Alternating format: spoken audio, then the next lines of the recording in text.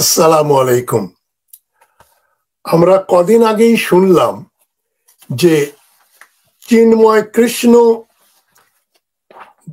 দাস ব্রহ্মচারী এই ব্যক্তি বাংলাদেশের ইসকনের প্রধান।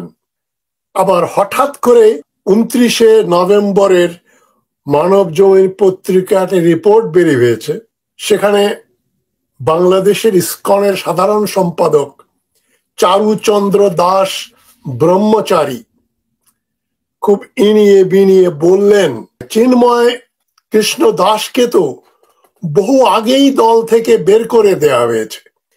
তার বিভিন্ন ধরনের অসামাজিক কার্যকলাপের জন্য বাংলাদেশের ইসকন তাকে বের করে দিয়েছে।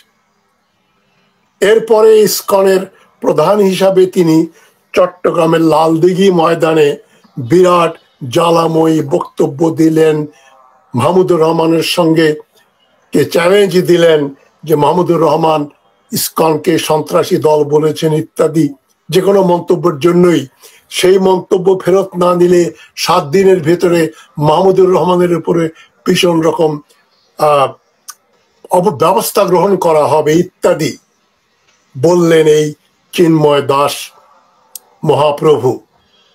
আর আজ হঠাৎ কি হলো, ভারতের মিডিয়া, ভারতের প্রধানমন্ত্রী সবাই সোচ্চার যে ভারত বলল যে বাংলাদেশের ইসকনের মতো একটা অরাজনৈতিক একটা ধর্মীয় সংগঠনের প্রধান, মানে সনাতন ধর্মাবলম্বীদের একটা কালচারাল অনুষ্ঠান, ইসকনের প্রধানকে এইভাবে গ্রেফতার করা হলো, এটা ভারত সহ্য করবে না। কারণ ভারত তার পলিসি ডিক্লেয়ার করেছে, ভারতের এই পার্শ্ববর্তী দেশগুলোতে হিন্দু সম্প্রদায়ের উপর কোনো আক্রমণ হলেই, কোনো ব্যবস্থা গ্রহণ করলেই ভারত সেটা কঠোরভাবে নিন্দা করবে এবং সেটা প্রতিরোধ করবে, মানে দরকার হলে সৈন্য পাঠাবে। ভালো কথা। তাহলে তখন ইসকনের এই ভদ্রলোক কোথায় ছিলেন? চারুবাবু কোথায় ছিলেন? উনি তখন কেন বললেন না না না না একে যে গ্রেপ্তার করা হয়েছে চিন্ময়কে, তার সঙ্গে কিন্তু বাংলাদেশের ইসকনের কোনো সম্পর্ক নাই? এটা মনে করিয়ে দেয় একটা কাকতালীয় ভাবে একটা ঘটনা। 1948 সালের 30শে জানুয়ারি যখন গান্ধীজিকে হত্যা করলো আরএসএস এর সদস্য নাথুরাম গডসে এবং তার ভাই দুইজনই এই কনস্পিরেসিতে আরো কয়েকজনের সঙ্গে তারা সম্পৃক্ত ছিলেন। তখন ভারতের আরএসএস থেকে বলা হলো না, এই নথুরাম গডসেকে আমরা চিনি না, সে আমাদের আরএসএস এর কোনো সদস্য নয়, আরএসএস এর কেউ নয়। এখন একই সুরে কথা বলছে বাংলাদেশের ইসকন। আমরা জানি পরে নথুরাম গডসে হয়ে গেল আরএসএস এর হিরো, বীর পুরুষ। তেমনি যদি এভাবে সব চলতে থাকে, দেখবেন ভবিষ্যতে এই বাংলাদেশের ইসকন এবং ভারতের ইসকন, পৃথিবীর সব ইসকনরাই বলবে এই চিন্ময় হচ্ছে তাদের এক বিরাট বীর পুরুষ। সে ভারতের পক্ষে বা হিন্দুত্ববাদের পক্ষে বাংলাদেশের বিরুদ্ধে যুদ্ধ করেছে, মানুষ হত্যা করেছে। এই যে নরম ভাব অস্বীকার করা, এটা তো দুর্বলতার লক্ষণ। কারণ ভারতে যেটা হয়েছিল, গান্ধীজিকে মারার পরে আরএসএস কে নিষিদ্ধ করা হয়। আরএসএস নেহরুর আমল পর্যন্ত প্রায় 15-20 বছর পর্যন্ত নিষিদ্ধ ছিল। পরে আবার কোন জাদু মন্ত্র বলে আরএসএস আবার বিশুদ্ধ হয়ে গেল। যাই হোক, এখন ইসকনের নামে আমরা এত কিছু শুনলাম, চিন্ময় এত কিছু ছিল, এখন নাকি সে নায়িকা নাই হয়ে গেছে। এটা ভালো খবর। মানে এটা হচ্ছে ইসকনের দুর্বলতা, ভারতীয় সাম্রাজ্যবাদীদের একটা দুর্বলতার লক্ষণ। তারা দেখেছে 17 কোটি মানুষ বাংলাদেশের, তারা ফোঁস করে উঠেছে। বিশেষ করে এই সাইফুল ইসলাম আলিফ অ্যাডভোকেট, সরকার পক্ষের উকিল, যাকে তারা হত্যা করলো, হত্যা করে বলছে ওকে হিন্দু মনে করেই নাকি হত্যা করেছিল। এবং হত্যাকাণ্ডটা ঘটানো হয়েছে মেথরপট্টির এক গলিতে, তাকে নিয়ে গিয়ে সেখানে তাকে হত্যা করা হয়েছে, যাদেরকে আমি বলবো আরএসএস এর বানর বাহিনী। রামায়ণের সেই বানর বাহিনীর কথা আপনাদের মনে আছে? হনুমান যারা রামের পক্ষে রাবণের বিরুদ্ধে যুদ্ধ করেছিল। আরে যে বানরের ছবি দেখাচ্ছ সেই বানর না, আমি মানুষরূপী বানরদের কথা বলছি। এই বানরেরা, তাদের আপনারা ভিডিও দেখেন যে বানরেরা কিভাবে বিহেভ করছে। একটা ভিডিও দিয়ে শুরু করি। যে ইসকন নিয়ে বক্তব্য দেয় চট্টগ্রামের এক মুসলমান দোকানের উপরে হামলা হয়েছে, ভাঙচুর হয়েছে। হামলাকারীরা বেশিরভাগ ছিল এই বানর বাহিনীর সৈনিক। এদের একটা বিরাট অংশ হচ্ছে নমশূদ্র এবং তার চাইতে নিচে যারা আছে অস্পৃশ্য লোকজন, মুচি মেথর এবং এই ধরনের সাধারণ লোকদেরকে, নিম্ন বর্ণের হিন্দুদেরকে নিয়ে অস্পৃশ্য আনটাচেবলস, হরিজন যাদের বলা হয়, তাদেরকে লেলিয়ে দিয়ে, যেমন বাবরি মসজিদ ভাঙা হয়েছিল। কাজ তো করে ব্রাহ্মণরা কাজ করে। নরেন্দ্র মোদীর মতো ওবিসি, আদার ব্যাকওয়ার্ড ক্লাস বা কাস্ট, তারা কোনো উঁচু জাতের হিন্দু নয়, তাদেরকে ব্রাহ্মণরা ব্যবহার করে। তো এই ব্রাহ্মণরা যেমন বাবরি মসজিদ ভাঙতে ব্যবহার করেছে এই হনুমান বাহিনীকে, ঠিক তদ্রূপ বাংলাদেশেও এই যে মুসলমানের দোকানে হামলা হচ্ছে এবং সাইফুল ইসলাম আলিফকে যারা হত্যা করেছে, যাদের গ্রেফতার করা হয়েছে, সেই ছবিগুলো দেখুন। তারা কিন্তু কেউই আপার কাস্ট, শিক্ষিত, মানে লেখাপড়া জানা হিন্দু সম্প্রদায়ের লোক না। ব্রাহ্মণরা আপার কাস্টের লোক ডেকেছে, আনটাচেবলদের না গিয়ে উপায় আছে। তারা মনে করছে বাবু বলেছেন, ওই যে বলে না, বাবু বলেছে কিসের ভাই, আল্লাদের আর সীমা নাই। তো কিসের ভাই বলেছে, ওটা গালি হলেও ভাই বলেছে। তো তাই কাস্ট সিস্টেমের ফলে কাস্ট বহিষ্কৃত হিন্দুরা বা যাদেরকে হিন্দুও বলা হয় না, তারা গিয়ে রামায়ণের হনুমান বাহিনীর মতো তারা গিয়ে ঝাঁপিয়ে পড়লো, সাইফুল ইসলামকে হত্যা করলো। চট্টগ্রামের ওই দোকানদারকে, মুসলমান দোকানদারের দোকান ভাঙলো, কেননা তার এত বড় স্পর্ধা, ইসকন সম্বন্ধে কথা বলেছে। আপনাদের আমি আরেকটা ভিডিও দেখাই। এটা গার্ডিয়ান পত্রিকা, বিলেতের বিখ্যাত গার্ডিয়ান পত্রিকার থেকে নেয়া একটা ভিডিও।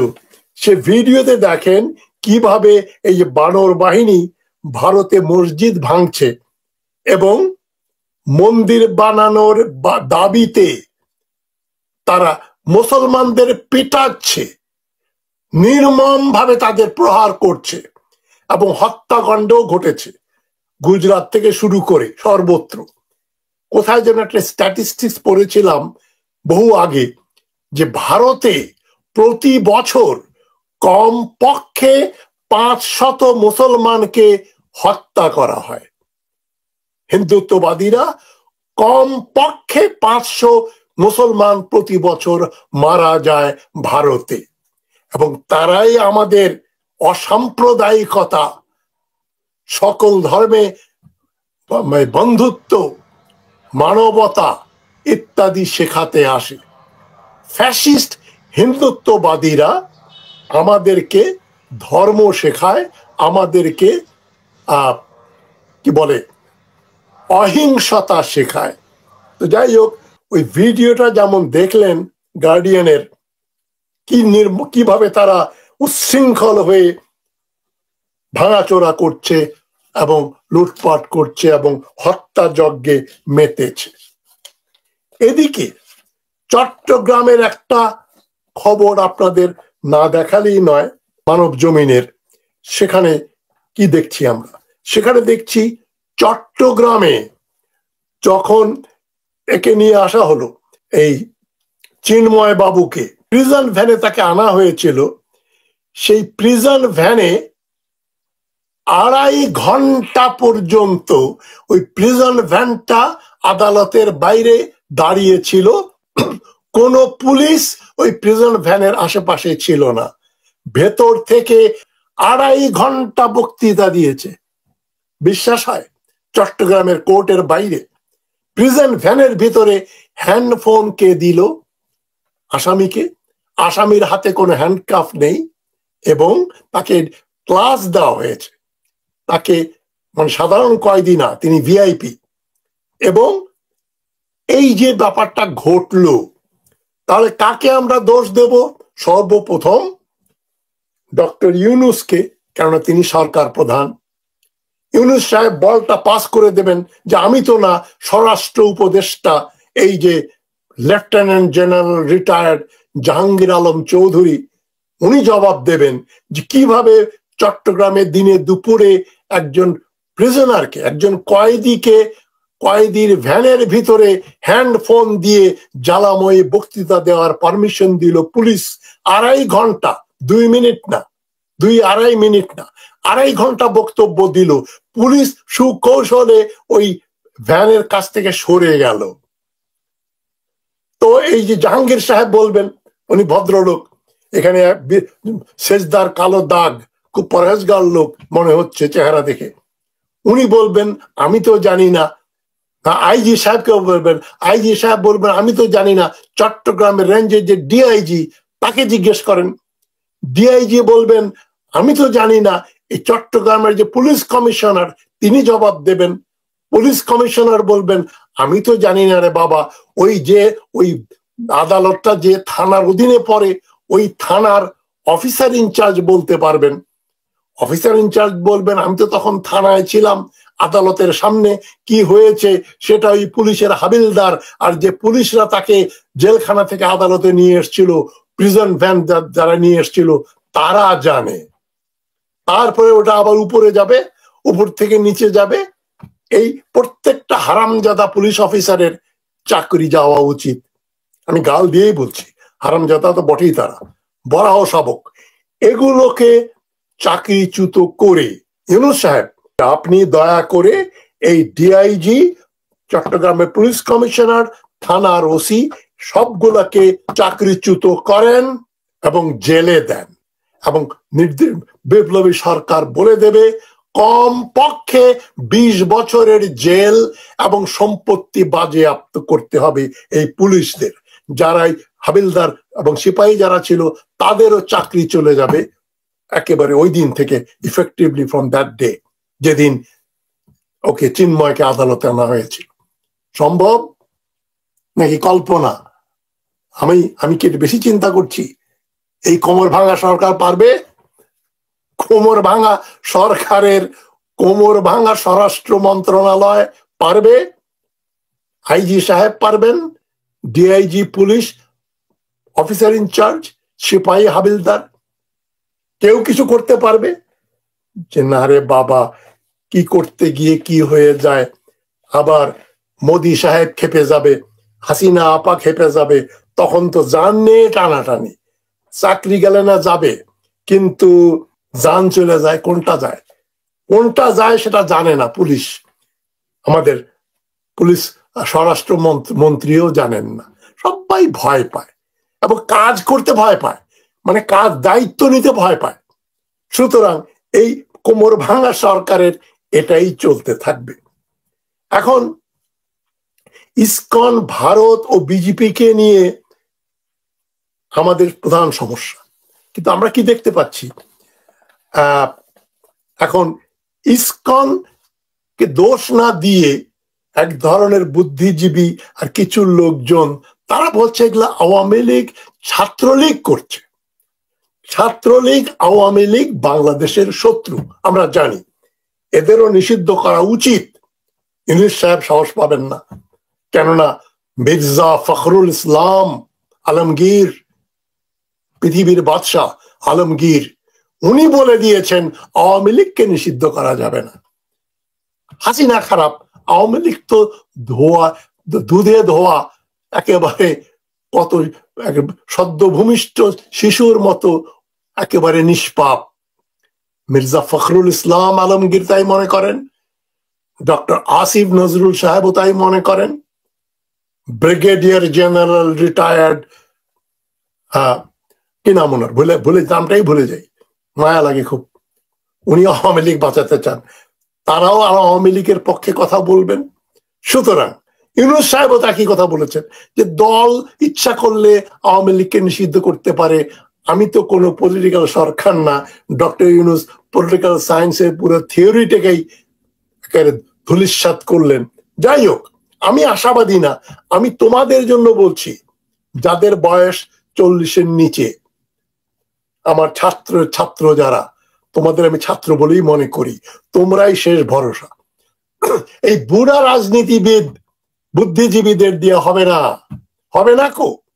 আমিও ওই বয়সেই পড়ি, কিন্তু আমার ধারণা, চিন্তা, চাল চলন, আশা আকাঙ্ক্ষা ভিন্নতর। আমি জীবনে পয়সার জন্য কাজ করি নাই। দ্বিগুণ অর্ধেক বেতনে চাকরি করেছি আমেরিকার এপিসিএস, আমি মিলিটারি কলেজে চাকরি ছেড়ে একটা অজানা ছোট্ট ইউনিভার্সিটিতে চাকরি করেছি 7 বছর, তারপর রিটায়ার করেছি। লোভ লালসা আমার নেই, ক্ষমতায় আমি কাউকে সালামও দেই না, আর কেউ আমাকে সালাম করুক সেটাও চাই না। তবে তোমাদের আমি বলছি, তোমরা যদি পারো, বিপ্লবী সরকার গঠন করতেই হবে। এই কোমর ভাঙা সরকার দিয়ে বাংলাদেশ স্বাধীন হবে না। আপাতত চালিয়ে যাও, কিন্তু এই সরকার শেষ সরকার নয়। বলছিলাম ছাত্রলীগ খুবই ঘৃণ্য, কিন্তু ছাত্রলীগ আওয়ামী লীগদেরকে দোষ দিলে হয় কি, এই যে ইসকন বা এই যে সনাতন ধর্ম মঞ্চ, এরা নিষ্পাপ হয়ে যায়। যে ওগুলো তো ছাত্রলীগ গুন্ডামি করেছে, আওয়ামী লীগ মেরেছে সাইফুল ইসলাম আলিফকে, হিন্দুদের এই সংগঠনগুলোকে দোষ দিয়ে কি হবে? আর ওইদিকে ও তো আমাদের লোকই না, চিন্ময় তো বহু আগেই বহিষ্কৃত হয়েছে। সুতরাং কারোরই কিছু হবে না। এবং ছাত্রলীগকে নিয়ে এসে যে খেলা খেলছে, এই খেলা বন্ধ করতে হবে। এখন আপনি খবরটা দেখেন, সাইফুল ইসলাম আলিফ হত্যার জন্য কাদের গ্রেফতার করা হয়েছে? একজন ছাড়া সবাই হিন্দু সম্প্রদায়ের লোক, বেশিরভাগই বানর বাহিনীর সৈনিক।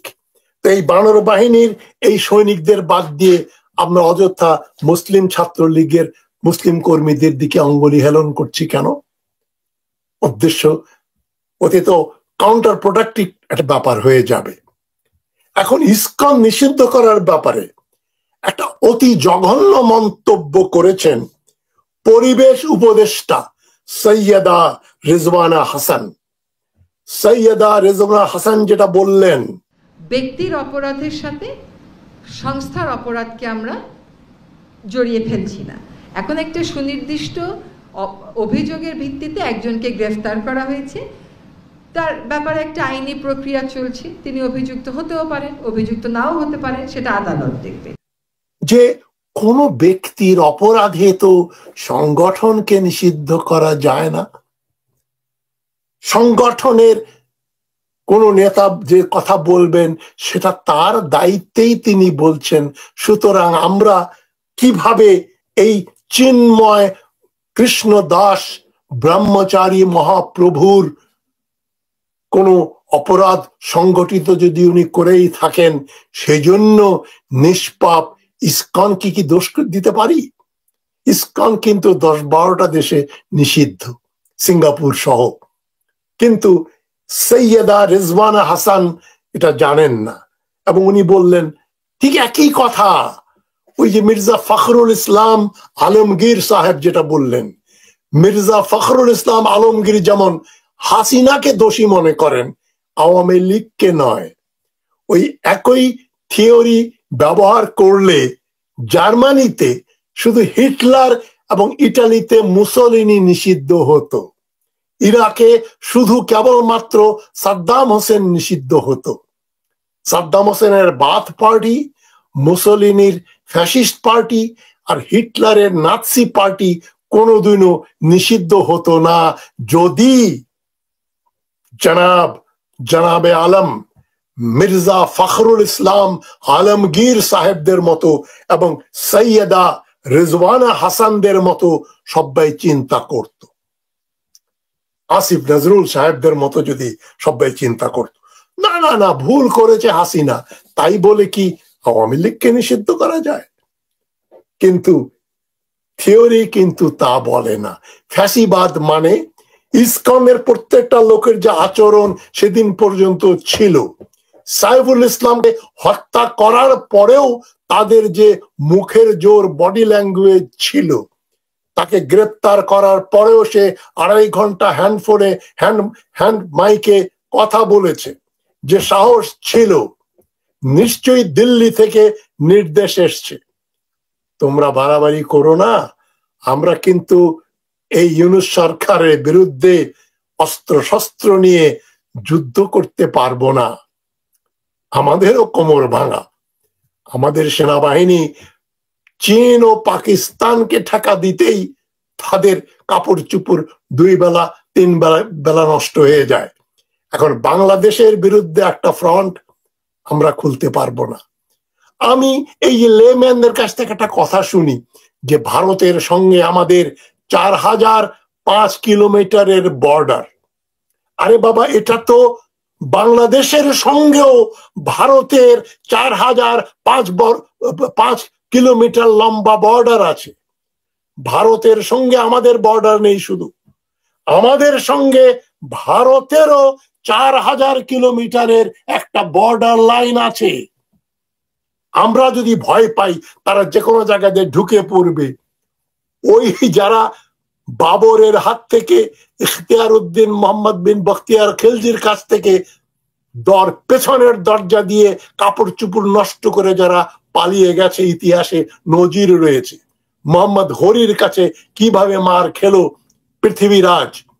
আমি ওই সাম্রাজ্যবাদী যুদ্ধের উদাহরণ দিচ্ছি এই জন্য যে I am not proud of Mohammad Ghori আর ইখতিয়ার উদ্দিন বখতিয়ার খিলজি। এরা বিদেশি আক্রমণকারী। আর সর্বশেষে চীনের কাছে মার খেলো যারা বারবার।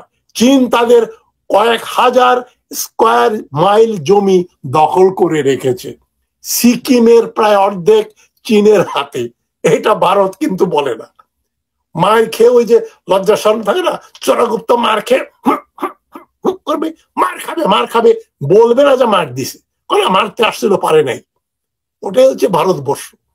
ভারতবর্ষ আমি বলছি, যারা ইস্ট বেঙ্গল রেজিমেন্টে কাজ করেছেন, যারা মিলিটারি হিস্ট্রি জানেন, যারা বাংলাদেশের সেনাবাহিনী, নৌবাহিনী, বিমান বাহিনী সম্বন্ধে যাদের কিছুটা ধারণা আছে, তারা জানেন ইন্ডিয়ান আর্মি, নেভি, এয়ারফোর্স আর নো ম্যাচ বাংলাদেশ বাহিনীর সঙ্গে, আর্মি, নেভি, এয়ারফোর্সের সঙ্গে। আমি আবার বলছি, ইন্ডিয়ান আর্মি, নেভি, এয়ারফোর্স ধারে কাছেও আসতে পারবে না। আমাদের যে ট্রেনিং অর্গানাইজেশন এবং যে ট্র্যাডিশন রয়েছে, ফলে তারা আমাদের 15 ডিভিশন সোলজারদের বিরুদ্ধে, আমি আবার রিপিট করছি, যুদ্ধ করতে হলে তাদের 30 ডিভিশন সৈন্য আনতে হবে। এত সৈন্য ভারতের নেই। 30,000 সৈন্য আসলে তো আমাদের পুলিশ বাহিনী, বিজিবি ওদের পিটিয়ে লাশ বানিয়ে ফেলবে। সুতরাং এ ধরনের আজগুবি কথা বলে মানুষের মধ্যে ভীতি সঞ্চারের কোনো দরকার নেই। আমি ডক্টর কলিমুল্লাহকে বলছি, উনি এক অনুষ্ঠানে বলেছেন 35,000 সৈন্য মোতায়েন করেছে। তো কি হয়েছে? আমরা ওদেরকে একেবারে গরু ছাগল যেভাবে পিটিয়ে বের করে দেওয়া হয়, নেড়ি কুত্তা পিটিয়ে যেভাবে বের করে দেওয়া হয়, ওইভাবে আমাদের ভূমি থেকে বের করে দেব। জেনারেল ফজলুর রহমানের কথা মনে নাই? উনি যখন বিডিআর এর প্রধান ছিলেন, এই যে বাংলাদেশের ধান ক্ষেতের ভিতরে ভারতীয় বিএসএফ এর কতগুলোকে শুইয়ে রাখা হয়েছিল, তাদেরকে এখানে মেরে তারপরে তাদের মৃতদেহ সেখানে ফেরত দেওয়া হয়েছিল। ওই ঘটনা ঘটবে। ভারত আমাদের কিছু করতে পারবে না। ভারতের তোষণ নীতি মির্জা ফখরুল ইসলাম সাহেব বন্ধ করেন। সৈয়দা রিজওয়ানা হাসানকে আমি নিন্দা করছি, তাকে নিন্দা করার ভাষা আমার জানা নেই। নিন্দনীয় বক্তব্য দিয়েছেন। ইসকন নিষিদ্ধ করার ব্যাপারে আমাদের চিন্তা করতে হবে। আপনি ইতিহাস পড়েন, নাৎসি পার্টি, ফ্যাসিস্ট পার্টি কিভাবে নিষিদ্ধ করা হয়েছিল। হিটলার এবং মুসোলিনিকে চিহ্নিত করা হয়নি। ওই দল আওয়ামী লীগ যেটা, ইসকন যেটা, এটা ভারতীয় হিন্দুত্ববাদীদের দালাল, তাদের মুখপাত্র। এদেরকে অবিলম্বে নিষিদ্ধ করতে হবে। ছাত্রদের বলছি, তোমরা জানো এই কোমর ভাঙা সরকার পারবে না, ইসকনকেও নিষিদ্ধ করে সাহস পাবে না, আওয়ামী লীগকে তো দূরের কথা। তোমরা করবে, নতুন সরকার আসতে হবে। মির্জা ফখরুল ইসলাম আলমগীরদের নেতৃত্বে যে সরকার আসবে, যদি আসে খোদা না খাস্তা, তাহলে তারাও সাহস পাবে না। সেখানে যারা ম্যাটার করে তাদেরকে দল থেকে আলাদা করে রাখা হয়েছে। এখনো তারেক রহমানের সব মামলা উঠে যায়নি। কেন যায়নি? আইনমন্ত্রী আসিফ নজরুল সাহেব চান না তারেক রহমান কালকেই বাংলাদেশে আসুন, মামলা দিয়ে রাখা হয়েছে। তো এখন ষড়যন্ত্র ঘরের ভেতরে চলছে। সুতরাং আমি এই কথাগুলো বলার জন্যই অনেকগুলো পুনরুক্তি করছি। আমি কালকে যেটা বলেছি, এই পুনরুক্তি হচ্ছে আমার বয়ান। প্রতিদিন আমি এগুলো হ্যামার করব, বিভিন্ন ভাবে আপনাদের আমি কনভিন্স করব যে ভারত আমাদের শত্রু নাম্বার 1, আওয়ামী লীগ 2, এবং আওয়ামী লীগ, ভারত, ইসকন, হিন্দু বৌদ্ধ খ্রিস্টান ঐক্য পরিষদ এবং 14 দল, সবগুলোকে যদি নিষিদ্ধ করা না হয়, বাংলাদেশ একটা স্বাধীন সার্বভৌম দেশ হিসেবে নিশ্চিন্তে টিকে থাকতে পারবে না। ভারত সাম্রাজ্যবাদী, ভারত বাংলাদেশকে দখল করতে চায়। কিন্তু যেই দেখেন জনতা যখন খেপে গেল, অত বড় জানাজা যখন দেখলো সাইফুল ইসলাম আলিফের, যেটা ভারতের মিডিয়াও দেখিয়েছে, ভান্টাজে দেখিয়েছে, কত বড় জানাজা হয়েছে চট্টগ্রামে, मोदी साहब एक तो भय पेज, अरे ये तो ज्यादा ज्यादती हो गई, हमको तो अभी नहीं जाना चाहिए, बाद में देखेंगे, अभी उनसे दोस्ती करो। এই হচ্ছে মোদিজির সিদ্ধান্ত। তাই ইসকন বলছে ও তো আমাদের লোকই না, চিন্ময়কে তো বহু আগে আমরা বের করে দিয়েছি। আর কাল পরশু বোধ তোরা কোথায় ছিলি? চিন্ময় যখন এত হইচই করলো, ফারহাদ মজার সাথে দেখা করে সার্টিফিকেট দিল, এই অর্বাচীনদের দিয়ে দেশটা ভরে গেছে। আমি ফারহাদ মজার সম্বন্ধে কি বলবো? আগে সন্দেহ করতাম যে কোথাও একটা গড়বড় আছে, এখন সে সন্দেহ দূর হয়ে গেছে। উনি যে ব্যবহার করলেন, এটা একমাত্র উন্মাদ ব্যক্তি ছাড়া কেউ করবে না। যাই হোক, ওই সাইড টক বাদ দিয়ে আসল কথায় আসি। ইসকন বন্ধ করতে হবে, আওয়ামী লীগ বন্ধ করতে হবে। আওয়ামী লীগের দলে যেগুলো ছিল সেগুলোকে, ওই জোটে যারা ছিল সেগুলো বন্ধ করতে হবে, সেই নেতাদের গ্রেপ্তার করতে হবে। আর বামপন্থী যেগুলো এক সময় মানে হাসিনার বিরুদ্ধে, একসময় হাসিনার সঙ্গে, একসময় ভারতের পক্ষে, একসময় ভারতের বিরুদ্ধে, তাদের সম্বন্ধে হুঁশিয়ার থাকতে হবে। মানে এই যে আপনি এই মান্নাই বলেন আর সাকি বলেন, জুনায়েদ সাকি আর মাহমুদুর রহমান মান্নান সহ, এরা সব আমাদের সন্দেহের পাত্র। এদেরকে আমরা ফ্রি হ্যান্ড দিতে পারি না। তোমরাই হচ্ছে একমাত্র সলিড লোক যাদেরকে আমি বিশ্বাস করতে পারি। তোমরা পরিবর্তন আনবে এবং এই কোমর ভাঙা সরকারের পরে তোমরা একটা শক্তিশালী সরকার গঠন করবে।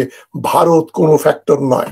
ভারত আক্রমণ করলে ভারত শেষ হয়ে যাবে, দিল্লি শেষ হয়ে যাবে, কলকাতা শেষ হয়ে যাবে, গৌহাটি শেষ হয়ে যাবে, আগরতলা শেষ হয়ে যাবে।